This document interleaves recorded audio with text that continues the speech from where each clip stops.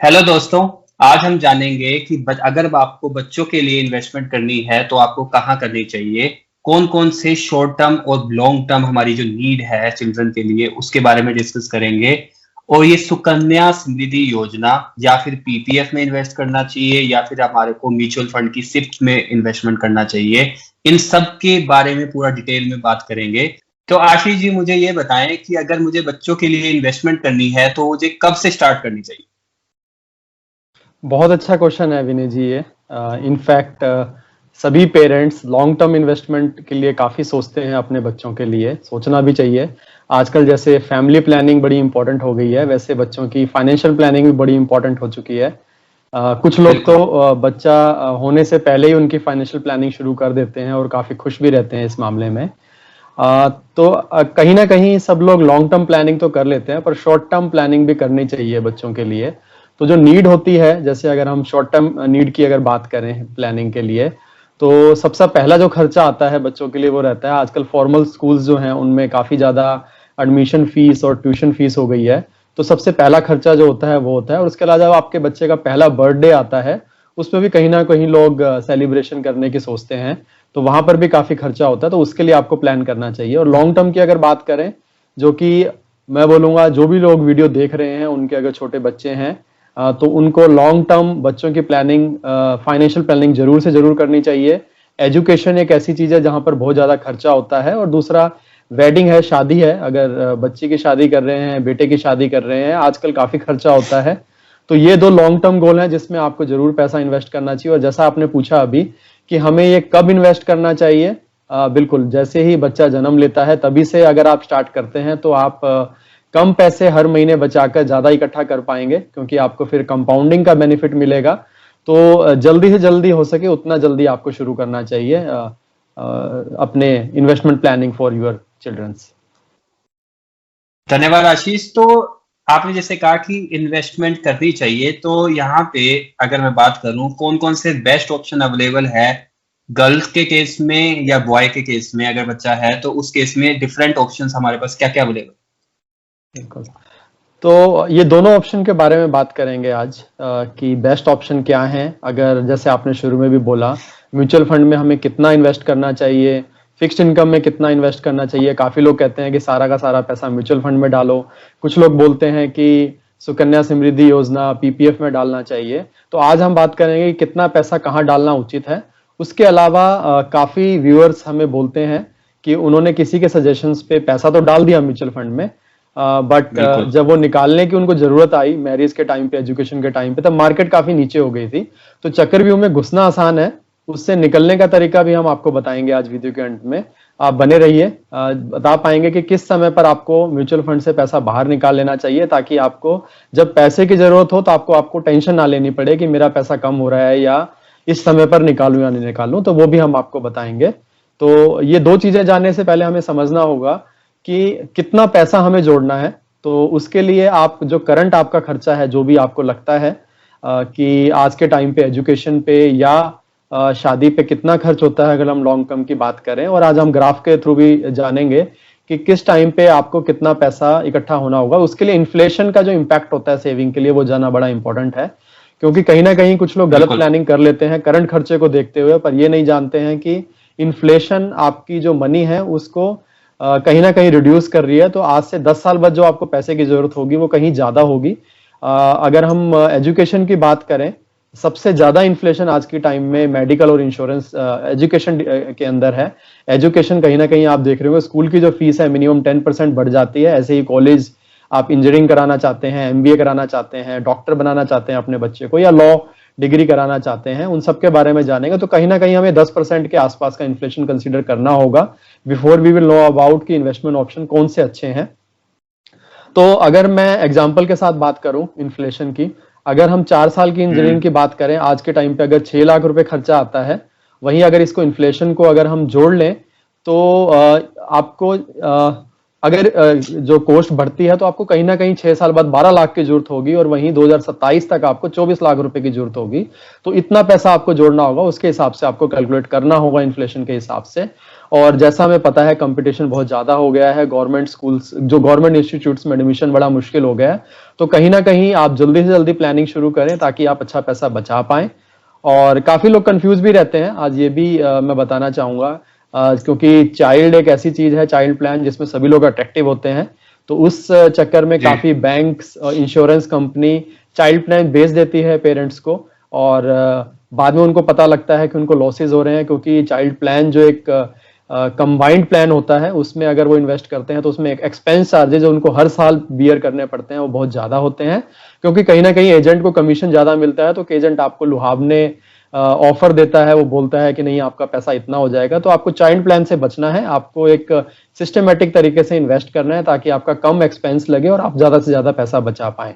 तो जैसा मैंने बताया था, इन्फ्लेशन ग्राफ को अगर हम देखेंगे तो जैसा आप देख सकते हैं कि यहाँ पर हमने 2033 में आपको कितना पैसा जरूरत होगा अगर आप लॉ, इंजीनियरिंग, मेडिकल या एमबीए की डिग्री करते हैं।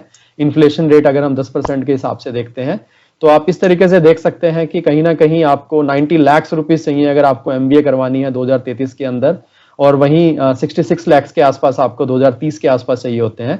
वहीं अगर इंजीनियरिंग की बात करें 2030 में और 2033 में आपको कहीं ना कहीं 27 लाख की जरूरत होती है। तो इस तरीके से आप देख सकते हैं इस ग्राफ में कि आपको कितना पैसे की जरूरत पड़ती है। पर घबराने की जरूरत नहीं है, ये ज्यादा पैसा आपको दिख रहा है, बट क्योंकि जैसा मैंने बताया आप जल्दी इन्वेस्ट करना शुरू करते हैं तो उसके साथ साथ आप जो इन्वेस्ट करेंगे, आप 10,000 रुपये महीना भी इन्वेस्ट करते हैं तो कहीं ना कहीं आप 40 लाख रुपए इकट्ठा कर पाएंगे इजिली।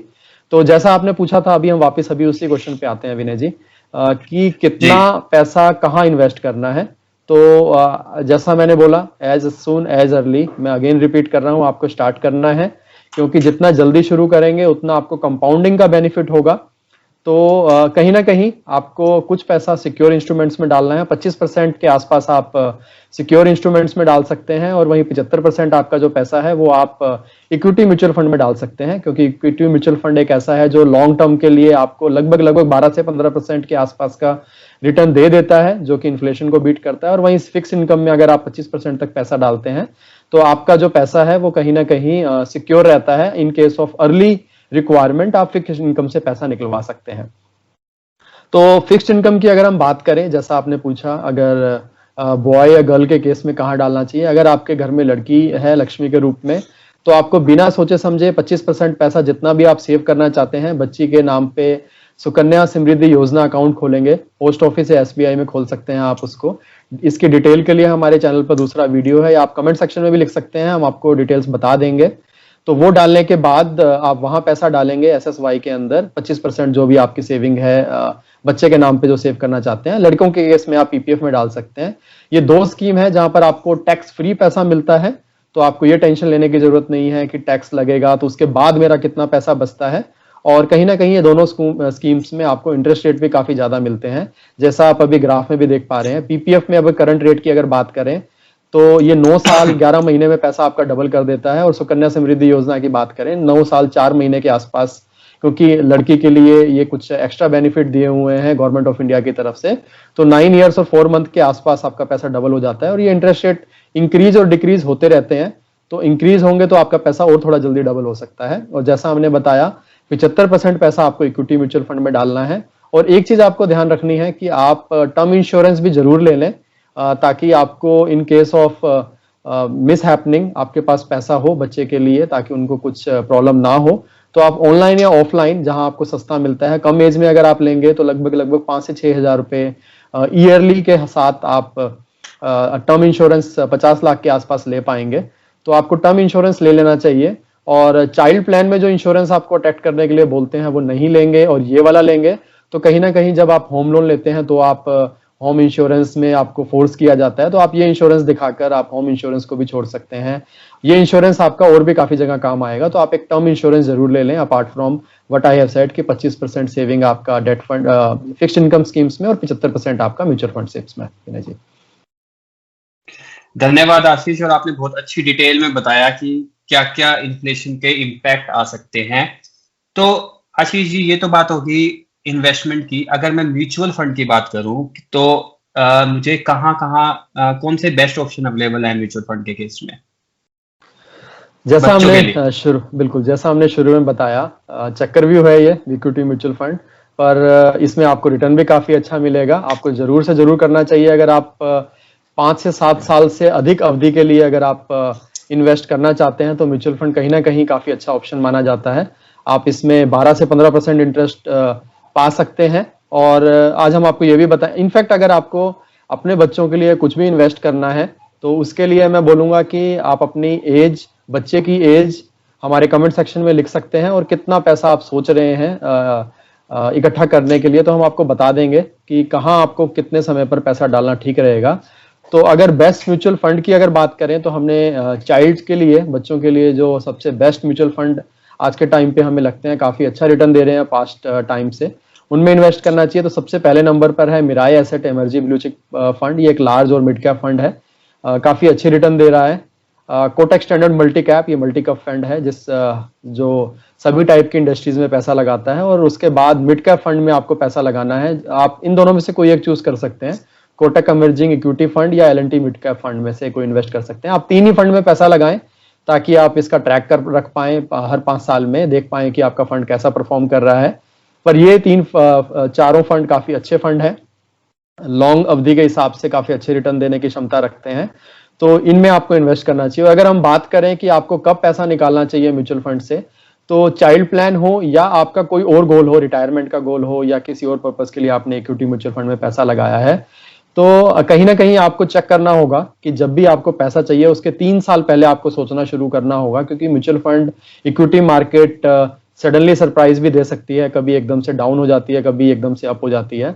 तो 3 साल एक अच्छा पीरियड माना जाता है, जिसके अंतर्गत हम अगर 3 साल की अवधि मार्केट को दें, तो अगर मार्केट पीक पे चल रही है तो आप धीरे धीरे SWP से सिस्टमेटिक विड्रॉल प्लान, जैसे आप सिस्टमेटिक इन्वेस्टमेंट प्लान करते हैं म्यूचुअल फंड में, हर महीने पैसा डालते हैं, वैसे ही आप SWP कर सकते हैं आपके म्यूचुअल फंड से पैसा निकालने के लिए।